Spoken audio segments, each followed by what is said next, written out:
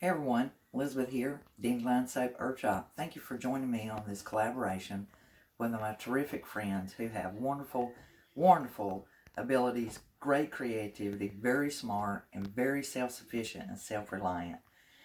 Most of these have homesteads and they are wonderful. Please visit each and every channel. You won't regret it. You're going to learn a lot of really terrific things.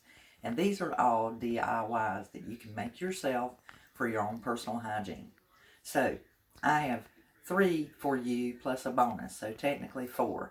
So the first one I want to share with you is Dry Shampoo. I have used this for years. I am not kidding. It's one of my favorites. I still use it to this day. And just in case you didn't know, I'm also a licensed cosmetologist. So what I'm telling you, honestly, I still use it. I still recommend it. And it is still used to this day in hospitals, rest homes, hospice care, in many ways. It is simply unbleached flour. It needs to be unbleached with no yeast in it. You don't want any baker's yeast, no rye in it, no baking powders or anything. You just want plain unbleached flour. And a lot of times I have mine in a container in my bathroom, and I will either put it in a bottle container or I will actually put it into a bowl that has a puff. When you apply the flour to your hair, you only do that when it's oily, and you will use something like a fine toothbrush, something like a boar hair brush, and you can purchase boar hair brushes at Dollar General and at Dollar Tree. And I found the square ones, rectangular, and the round. And you can brush it through it, or you can use this one, which is the wet brush. It has these very fine little balls on it and very fine tooth. And basically brush it through your hair. Flip it over, shake it, whichever way you do it, and style it as usual, and go. So that's my first one. Now on to the second one. Now for our second one, it's really easy. We are going to basically make a body powder that's simply to make. If you have unbleached flour, I always start with unbleached flour, and you'll use approximately 1 cup. I will put the recipe for all of these in the description box below, but don't forget to go over to my friends and link up with them on the playlist.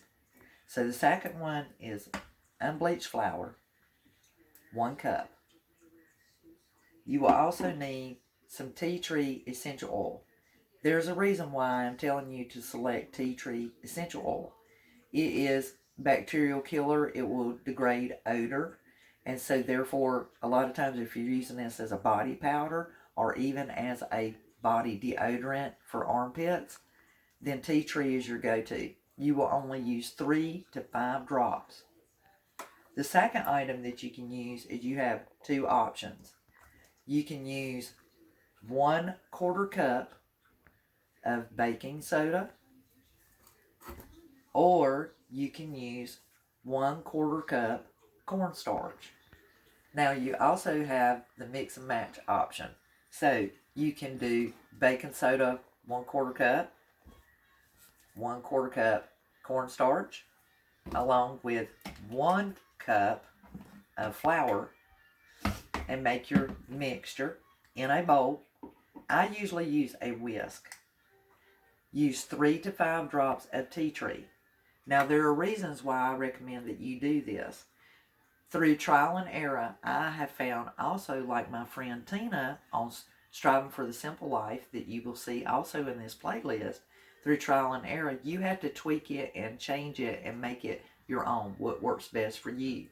So for me, I generally add this.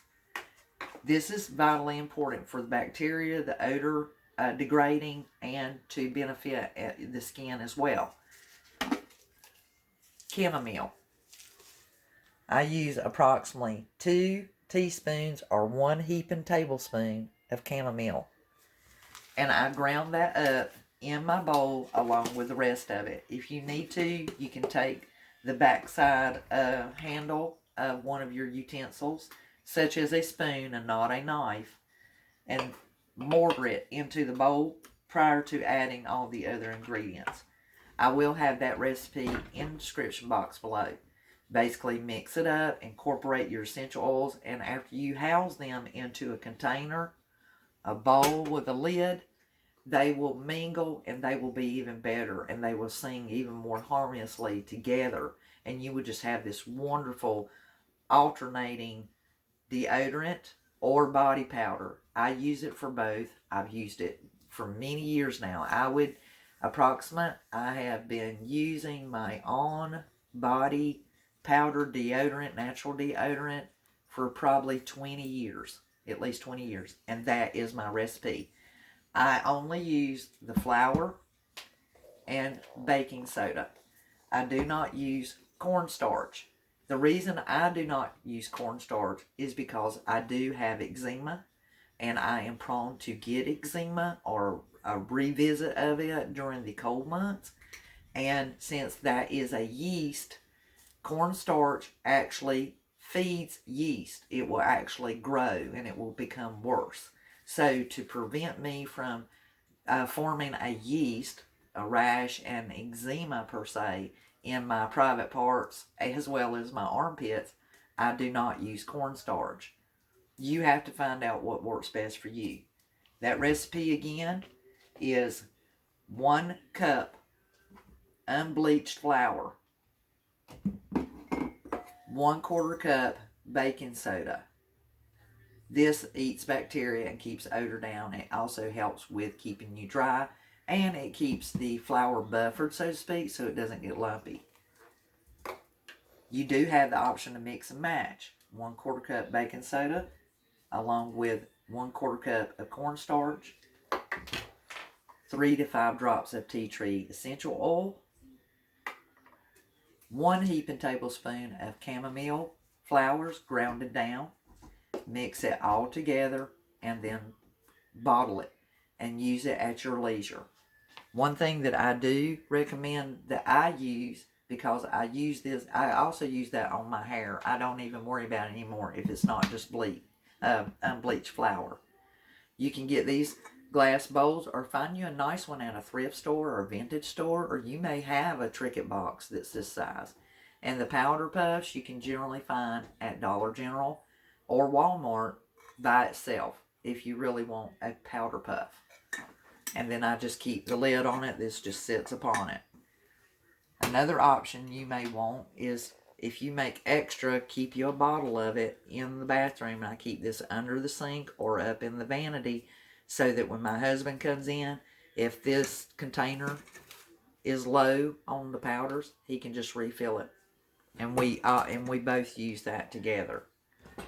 So there are your options for a very versatile, going from a dry shampoo that can be converted easily into body powders and deodorant, body deodorant, and you can still use it for dry shampoo. Our third project is converting those body powders we talked about in the second project into an actual flea and tick deterrent for our pets. So many of you may have a home pet and you want to guard them naturally. Maybe you keep them in the house and you want to guard them naturally. Well, the one thing that you can do in order to add to this mixture is you can actually take any of your teas. If you have a green tea that has a mint in it, or if you have a peppermint tea, and you'll need at least 2 of these bags. And what you will do is you can still keep the chamomile in it. You can add these teas of your choice to that same mixture, and you will increase your tea tree essential oil. So that recipe will be simply this: 1 cup of unbleached flour, 1/4 of a cup of baking soda. In this particular mixture, you can mix and match. You could have 1/4 cup baking soda and 1/4 cup of cornstarch if you choose. You'll need at least 2 bags of a mint tea, 1 heaping tablespoon of chamomile. You will use 5 to 10 drops tea tree essential oil. And if you have it available, you can add other essential oils that are a nice blend. If this is for a cat, please do not use lavender essential oil. That could be detrimental and actually harm their breathing system. So we don't want to do anything that will disturb the respiratory system. So be aware of that and research your essential oils very carefully. If you're unsure, please, by all means, look it up and make sure you do your research, look in your homestead books, or you can call me and I'll be glad to look and review and make sure that it's safe. Now, once I mix my mixture together in a bowl, I do take a jar such as this, and I will take a small tack and I will punch holes into this lid. I will place my mixture into this jar, and then this way I can easily sprinkle this and rub the fur backwards towards the head so that the powders can work thoroughly within to the hide to help give some additional protection and coverage for your animals. And the essential oils that I recommend, along with any kind of mint teas, do discourage any kind of fleas and ticks and mites. And this is just something good, healthy, safe, clean, and you probably already have it available in your kitchen.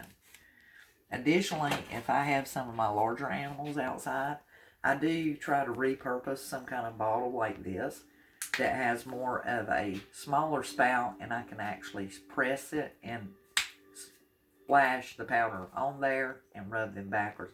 And that really does help, especially if you have farm animals that are around chickens and things of that nature. It just really, really helps them to combat it as well. And so it's just a nifty idea. So that is our third one. Don't forget, please visit everyone in the playlist because it's coming up. So I'm going to give you a bonus. So earlier in the video, I promised you a bonus. And this may seem almost monotonous, but trust me, I have done it for over 2 years. And I think you really appreciate it. Most of you probably recognize this little bottle right here from the Dollar Tree, where you can buy the foaming hand soaps for $1. Well, let me tell you, this bottle right here is 2 years old. Yes, it is. And this is what I do. Simply when this gets low in the bottle, when it gets a little bit lower, you will take about 1/8 of a cup, which is approximately 1 ounce, or rather 2 tablespoons, and place it in the bottom of this bottle. You will then fill it with water, but do not go too much above the plastic piece that sits in there that causes the foaming action.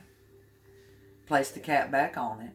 Make sure that you roll it versus shaking it to get it mixed up with the water. And once you get it rolled around and it looks like it's good and mixed, you can shake it. And it's going to get really sudsy, just like that right there. Once that calms down, prime your pump, and you will see that you get the same response, the same soap, and the same foaming as you did when you first bought it. So that is my bonus. I hope you all enjoyed this video. Please do visit all of my homestead friends. You are going to find out that they are some very talented people, and they have some great, wonderful DIY personal body care and hygiene that you are going to love. You can create your own spa all the way down to your personal hygiene with this group. So please make sure that you follow the playlist here in the collaboration and visit them all. Please subscribe to my channel if you haven't already. You see that little subscribe button?